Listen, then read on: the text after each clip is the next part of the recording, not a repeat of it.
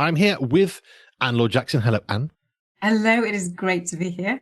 Another Sensory Health chat.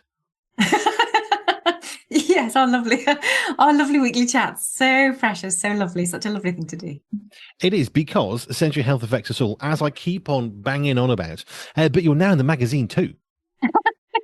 Yes. I like Pure Just is it's blossoming, it's flourishing from tiny little seeds. It's like you've got a shoot here and a shoot there, and it's a lovely thing to be a part of. So also thank you to you and the family and the team to be part of this, because it's lovely. It's lovely birthing something new and being part of something that you believe in. I think we all need to find the things that we believe in and that we want to do, and that brings joy in and of itself. That brings us alive.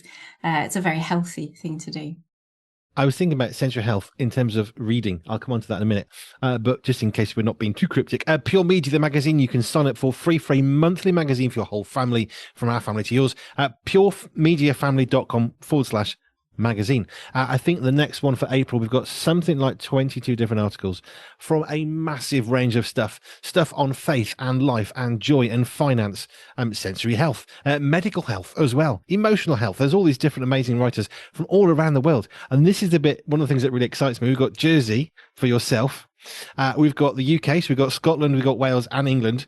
We've got parts of the USA, and we've got someone coming on from Finland and another friend of ours who wants to write for us as well. So I love the multi-flavored thing, which brings me back to my first thought.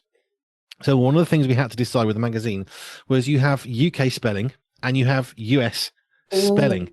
you So, do. for example, if you just look at the word favor, if you have favor for somebody, the Americans, bless them, they don't know how to put the U in. So it's Favor. Okay. So we had to think, well, do we honor how they write in US English or in proper English English? And how do we do that? Because I like some of the American spellings that make more sense to me than some of the UK. But then I was thinking, well, from a reader's point of view, which is my question, Mm. how complicated it will be from a sensory perspective to go from this is effectively a British manufactured magazine with random US spellings where you're thinking that's not right. How many people might be really affected by the lack of a U and misspellings in their own thoughts? Yeah, that's such a big one, because we've dealt with that. I've home educated with an American curriculum, and all the time, I caught my boy yesterday. He said, "Oh, I've gotten this, Mum." And I looked at him and I said, "You have what?" I said, "We say in English, we say I have got this." Like, what has gotten? So yeah, we have our funny little Americanism moments, and also because of the amount of things that we consume on YouTube and this, that, and the other anyway. But it is quite funny, and it is it is a strange one, but a nice one to on. And as you say, some of the things it makes so much more sense if you put it in American spelling, but it's very confusing to have them both in one article, and also if you're trying to do spell check, that's really confusing for the Yeah. computer. I think possibly more of a problem for the computer than it is for the humans, actually, because I think there's a lot of people that wouldn't notice how favor is spelt, or behavior. I get that all the time because I write a lot about behaviors, and there's always a U missing, or whether it's a Z or an S, and the peculiarities. It would niggle, but I think if somebody knows, it would be nice and honoring if somebody is an American, that it's kept in their language. You just have to make a decision. It's going to be interesting to see which way you come down on this. Are you going because actually you are a British organization that welcomes people from all nations to feed into it, but the standard is we are British and we're going to go with the British spelling? Or are we going to go, well, actually, if someone's in Australia and they want to write something with a bit of a some Aussie words or twang or whatever else, well, you're just going to do it their way. So have you actually decided which way you're going to go? Yes, after a production meeting of what do we do? Because I love honoring people bringing what they bring. I don't want to say, can you do this? Because yes, one time is fine, but you probably found this. We love what you do, but can you do it very, very specifically within these really rigid boundaries and then say, well, that was rubbish. What was wrong with you? Well, because you put me in too small a box and you didn't like the part of me that you wanted to be me in this place. So Yes. I was thinking, well, I think we should honor the US and the English spellings. I've got a lady from Finnish who writes brilliantly, by the way, in English. But she said, well, I'm okay with this as long as you're going to proofread it for me for English readers, because obviously there's some colloquialisms and subtleties that perhaps, while she's brilliant, she might miss out on some of those. In the end, we settled on, I want one language thing for two reasons. One, I'm the editor, and I would need to have two computer systems, one in English, one in American. Otherwise, I'm going to get all sorts of random weird spellings. But also little things like if I take a quote from something and use it, it's going to look even worse. So in the end, I thought, I'm going to actually write in English, proper English, and I'm going to add use in, even though some of them are written articles, so that favour will be spent in the English UK version of the word favour. So Mm-hmm. we've gone standardised it across the lot because I thought, I don't care. I mean, I can happily read the word favour in American English and proper English, and it doesn't bother me there's a U or there isn't a U or what have you. But I thought somebody out there is going to be struggling to go from one to the other. So if it's all consistent, my hope from a sensory perspective, which was my ultimate conclusion, you'll be proud, was I think it should be the same spelling syntax across the entire magazine. Yeah, I think that is compatible because then you're not. It is that change that's often the difference, that you have this once and then you've got this and then you change back again and this then, and it's change that's difficult. So if people know when they're reading your magazine, right, this is the way that it is. There is a consistency, and they're not having to flick between American English, Aussie English. Just yeah. So there you go. But the other thing I have done, which will be, I suppose, more confusing because we've corrected US to UK English, is there's a little flag by each person who's writing, so you know the nationality. That might create more confusion because we've now got a US person writing, but you have to make a decision somewhere that you can actually sustain. Yeah, and I think sustain, and because this is a computer, ironically, isn't it so funny that it's actually the computer? Because imagining editing something like that, if you did not have a consistent language, you'd have to that's massively too complicated for the sake of what it is. Yeah. So But here's another one for you. From a grammar perspective, I edit every single article, and I think we've got 22 articles of an average of 500-600 words. So I don't know how many words that is. I quite like editing. It's fine. It's not a chore. I love it, but it's quite a lot. And actually, I don't want to change the flavour of the writer either, because they might use their own way of speaking, which is a really good way of adding flavour. But I don't want to lose that. But also edit out grammar so there's a consistency of grammar. Do you put a comma before the word and? Or not. I mean, there's a whole thing on that. So I've actually thought, you know what? I'm going to make it consistent so someone can read from cover to cover. My hope is that it's easier to read because one, it's the same UK spelling, not US, UK, Finnish, UK, or Canadian UK, whatever. So there's that consistency. But also, so it's the same grammar. Because yeah. I always write as if I'm speaking. That's how I write down, which is why people seem to like what I write, because I write in a very easy to digest way with correct grammar as much as possible. But I've even made that consistent and standardized it. So I edit everything to make it more consistent, hopefully without taking anything of the original writer's character of writing. I mean, who'd have thought it was so complicated? I mean, the language is a remarkable thing, and the fact that we've even been designed to work out how to communicate takes us back to handwriting. But the fact that even we can even speak and communicate and understand what those words mean by changing how our muscles work in our tongue inside our mouth and putting that on the breath in order for it to mean something, for the brain then to hear these sound waves, convert it into language, to then be able to associate feelings and thoughts and emotions and that meaning to it, for communication to happen. There are some things in this world that totally bamboozle me, as the basics of our humanity is utterly, utterly remarkable. And that's spoken word. And then we've got, how on earth did we create? How are we inspired to use our hands to put on some implements to then draw on a wall, draw on a cave, draw on a piece of paper, draw on something to communicate an experience that we've had that we want others to share with us. It is quite remarkable. The basic of sensory health for me, the most important part is the ability to communicate with other human beings in a meaningful way that can generate beneficial, helpful relationships. For me, a good sensory health would mean I can communicate to somebody else in a way that's good for both of us. A bad sensory health situation would be, well, I don't care about what they think. They've got to cope with what I'm doing, and tough, just suck it up and get on with it. And there is a dividing line, which I know you've brought up quite a few times, of yes, bad behavior is never okay, but let's try and understand why there's bad behavior without saying bad behavior is now okay. Because, hey, it's sensory health, so it's all right that you punched them. It's a sensory health issue. Well, no, it's still not okay. Yeah. But it is okay to say that whilst it's not right, maybe there's actually something else going on, which I know is something that you've done quite a lot in the schools. And there's some sensitivities. It's the same way that how communication just happens, and it's quite remarkable, whether it be spoken or written.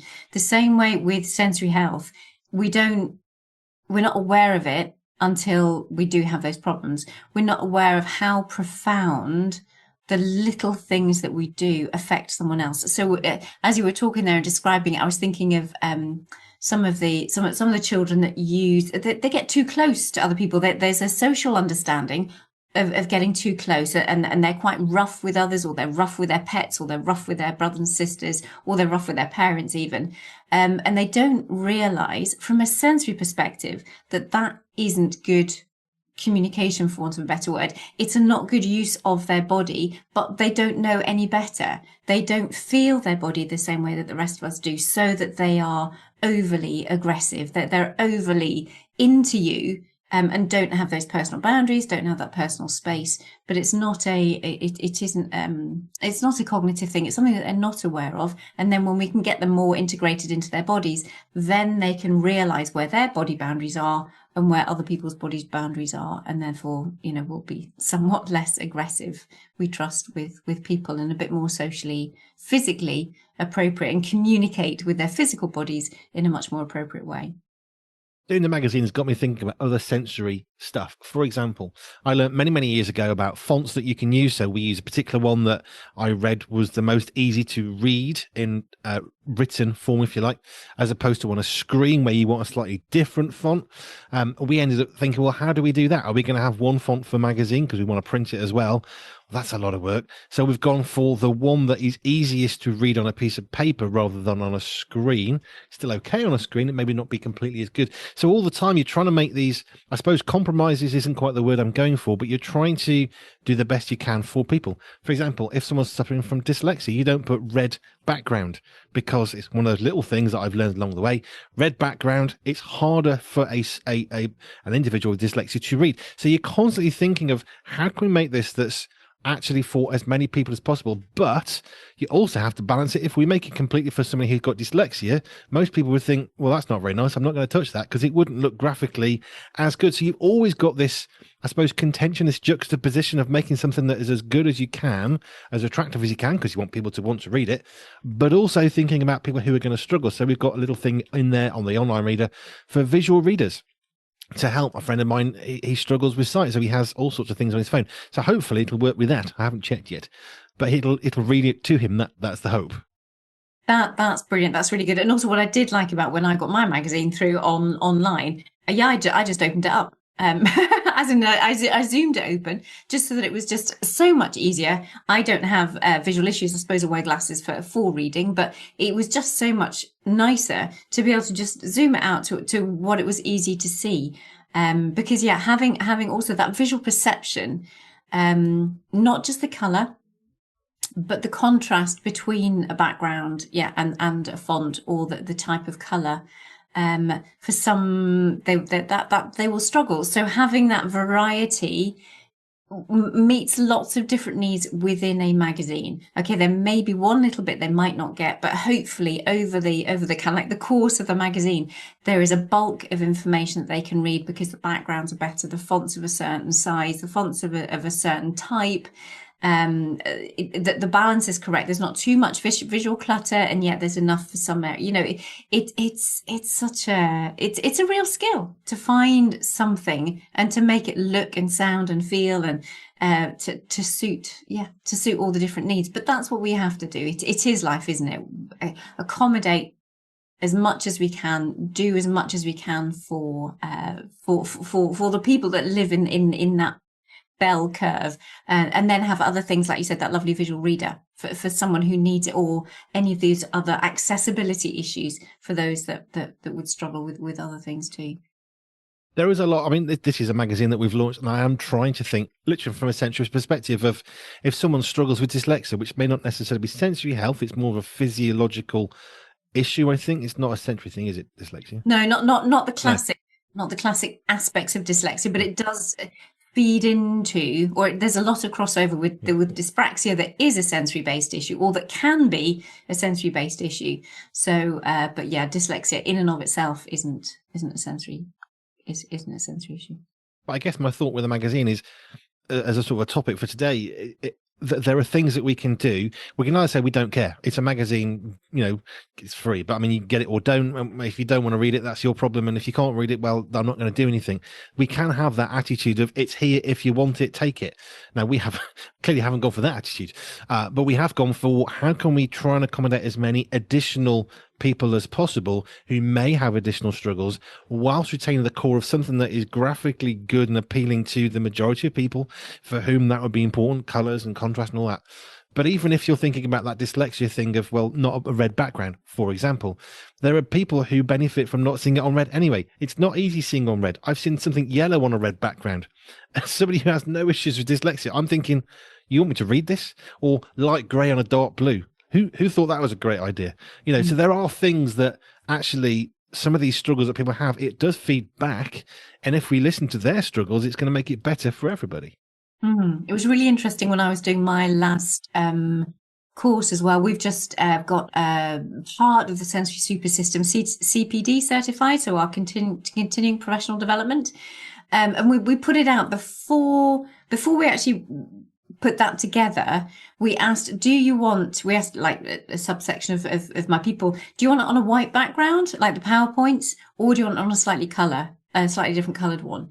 And it was the vast majority of people said we want a coloured one rather than the pure white. I love a pure white background. I find it really easy to pick things off. But the majority were saying, look, we'd rather have it with a bit of colour, in the background. So it's just like, well, let's do that for this one. We are now past. I think we last week or the week before that, we got our certificate through for being CPD certified. So that was great. But yeah, it's interesting to be able to think of things in a different way. And I do say, if anybody does have your magazine at home, and if it comes through, do you have a physical version, or is it all online? Or there will be a printed one. This is it at the moment. It's on really rubbish A4 paper because we wanted to see what does it actually look like. What's the flow, what's the feel. We looked at the printed and thought, you know what, it's great on a screen monitor because you can zoom in, but it's very hard to gauge it. So we thought, you know what, we need to increase the general font size a little bit. That's why we're not printing it. We're just trying to get the flow and the feel of a good magazine that's got loads of stuff. So this is the only printed one at the moment, which is 38 pages. There will be a printed one in the future. I was going to say, because other people can make sure, but those who have these issues will know. They'll go to the specialist companies that can put filters over their computer screens so that it can change that, change the color of if it's easier, if they need it a slightly different, if they need a bluer tint, or if they need a greener tint, or if they do. So some will actually want a slightly reddier tint. I remember working with this chap. He had massive auditory processing issues and tactile issues. He hated like wearing clothes was such an issue for him. He was exhausted by the end of the day just because his skin was that sensitive, and he could hear a pin drop like miles away. Remarkable. But he needed red glasses. We managed to get an assessment with someone in the visual field that I worked with, who would be able to analyze the color spectrum for people to see through. So I was working on his auditory and his tactile processing, and we had other folk working with his visual, but it was really lovely for him when he was able to get red glasses finally, and just went around life literally looking through. It wasn't rose tinted glasses, but it was red glasses, and that really helped him. I'll tell you another thing that I thought about. I mean, this is the only printed one we've got because we printed it just to see font size, does it flow okay? Is the pattern right? But one of the reasons why we wanted to have a print and a digital is, I mean, I live in a digital world. We are, we were a digital online radio station, but I also like tactile stuff. So when I put it on the table for our production meeting, like people were having a look at it because it's literally in the right order, it's the right size. And I noticed that as I left it there after the meeting, somebody then came up and started reading it. I thought, oh, this is really interesting. I didn't know you'd written that. My editorial from one on my own team, because he kind of scanned it on a screen, but when he looked at it in a book form, which is what a magazine is, which is why we want to print it, he started to just read it, and it started to go in even better.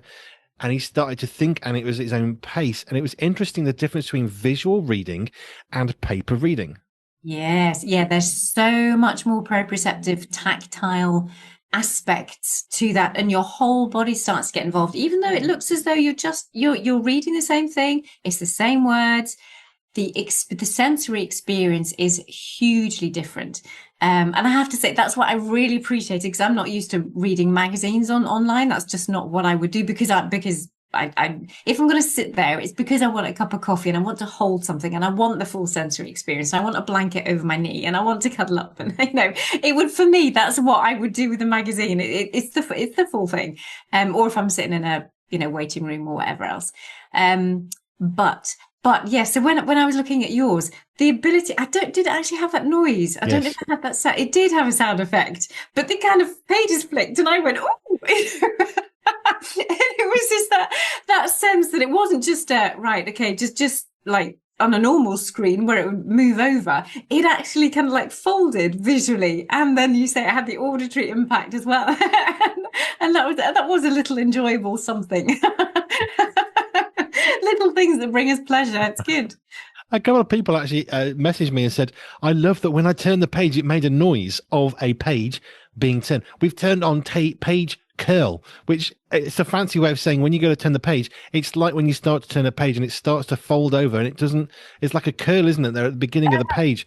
We turned that on because I thought, well, it looks a bit more like a real magazine. So it's nice that we've got a positive reaction like that. But that's the multi-sensory input that you don't get from a screen. Yeah. So it's clever that they're trying to do what they can. And I suppose that's where folks are still trying to work on smelly vision. The fact that we can get an extra, how can we get, especially for all the deer cooking, programs that are on TV or that are on our screens, it's like, yeah, we're really missing something there that, they try and communicate what they can and how gorgeous it tastes and all the rest of it. And this is like, yeah, I mean, we're doing the best we can with the technology that we have to date. But it's interesting that we're all heading to be more, the more sensory we can make it, the more appealing it actually is. Which is an interesting thought from a sensory perspective. I was thinking about like post-COVID, everyone's zoomed out, literally, because we're all on Zooms all the time. It's school, it's church, it's not going down the pub, but having a pint at home with a Zoom meeting with your mate. It's not the same. It might have been a good temporary help through COVID when we're all in lockdown and all that stuff. But actually, there is something nice about holding, and this is why I want to make it printed, holding something in your hand, which is a magazine, which you got the sounds as it's curling over, and you got the little creases in the crinkles, and they add to the sensory enjoyment. But I'm guessing also there'll be those for whom those little noises won't be reassuring and lovely, but irritating, and I can't cope.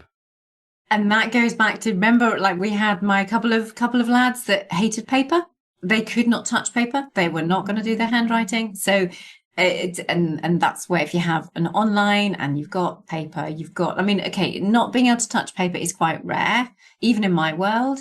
But there will be certain things that will be, off-putting for people just because. And it's knowing, well, that's where I would want to work on the rest of their day. That these are areas, what I call sensory diets, where you put in as much good sensory input, the right amount, not too much of this, not too much of that, according to somebody's sensory thumbprint, which is how we discover how they're uniquely made. So that if you have them in as good a neurological place as possible, when the things happen, say, for example, something gets delivered through the door and they're excited because it's a magazine, but actually the paper might be too glossy or it might be too shiny or something. They have that tolerance. We want to build tolerance into people's lives so that for the things that are a little bit more disconcerting, not as helpful for their own sensory systems, that they're able to accommodate that. They're able to yeah, just have that little bit more tolerance to be able to accept those things without having to withdraw or say, right, yeah, I'm not going to read that, or I'm not going to go there, I'm not going to do this. We want people to be engaging with life as much as possible. And if we can set their systems, their nervous systems at the best place possible, then they can cope with the more unexpected or the things that might not be their preference, wouldn't be their choice, but they can manage it and they can cope with it. We just want people to be, my job is to help people cope in life better. By opening up life to them, not saying, okay, you can't do that. Well, let's not bother with that bit. We'll cut that out of your life. You can't hold paper. Don't worry. You've never got to hold paper again. Well, they're going to have to at some point. One way or another, they're going to find paper. I love the fact that paperless offices have got so much paper in them because an email doesn't help. I get stuff printed out when I want some writing or whatever. And I always say to the team, print it out for me because it's the best way. I can look at it. I can write on it. It's impossible to do that on a screen. Yes, you can highlight it and you can add little notes, but if I've got a piece of paper and I've got stuff written on it, I can actually highlight it and I can cut bits out. Actually, I can get quite very physical with it, and it really helps. And I don't think it's much a learning or me thing, but having stuff in front of you is really helpful. Yeah, yeah. And we can talk about like kinesthetic learners, the way people learn, people learn by doing, but the multisensory approach to most of life, because we are multisensory beings. Designed specifically. Amen. But your job is saying, okay, you can't hold paper, don't worry about it, but let's see if we can get you to hold paper. Or are there some aids that we can help you that you don't have to physically touch it? My wife can't stand pottery, so it's not been glazed. She can't touch it. She's like, this funny reaction that she has. So she doesn't touch unglazed pottery or unvarnished wood because it's the tactile thing that she just reacts to. But actually, we can work on that. And that's I guess, is the bit of that you do is the occupational therapy side of engaging people better into life, as you were saying, not just, oh, well, never mind, never touch paper. Well, that's not really a solution. It might be a great solution for the day, but when you get that letter from the bank that they want you to look at and you've got to read it, what you're going to do if it's come through the letterbox, you have to physically read it. Council tax, or when do the bins go out? You get these stupid little charts that change the week after that, then change again, and you don't tell you, all that stuff. But we have to hold it, and it comes through, and we can't just disregard it. We have to engage with it, and that's where what you're doing is helping people. Yeah. And then we're talking about like the bins there. Somebody this week was just saying that how the smell is just so awful for them, and it is debilitating, and they're not able to function because they can't take the bins out. It's a small thing, but you can imagine. I mean, I've just heard actually in Birmingham or something that there's even the bin men have gone on strike, or I call it, that's a wrong terminology, but those who empty the bins, they're not doing it. And I'm just thinking, oh crumbs, that we really need to be able to help those who are particularly oversensitive smell wise, because that is going to be built up. That is going to be really, really unpleasant. And can easily cause people to start vomiting. You'll have people not going into work because they genuinely will feel very ill going through a place where the smell is just awful. Interesting, because I guess most people would see the strikes in Birmingham, the refuse isn't collected. Oh, that's an issue for hygiene. It's an issue for the streets. It's an issue for rubbish and rats and all the stuff. But actually, you've gone straight to what about people who can't cope with the smell, which is such a powerful emotion and sensory connection. Mm-hmm. And that started just for one person in their own home. Was struggling because of the smell of their own bin. So it was we had to look at all different kinds of things, and sprays and nose clips, as well as regulating, trying to reduce their arousal levels so they're not so stressed in the first place. Because when you're heightened, when you are more aware, then your sensory sensitivities increase. So that's how can we calm things down? And that's just in somebody's home, and yet you've got you've got whole streets that are stinking. Yeah, not great. And thank you. I didn't know we were going to go that way today, but hey, everything's an example of who needs it to be, and I'm happy to be the example if it helps one person. Yeah, it's just great. I love it. Keep chatting. If you want to find out more about Anne, to connect with her supersensory system and all the other stuff that she does, you can go to our website, pure247radio.org, pure247radio.org/ALJ, and you can connect with Anne and all that she's doing around the world. Thank you, Anne. Thank you. See you again next week. Brill.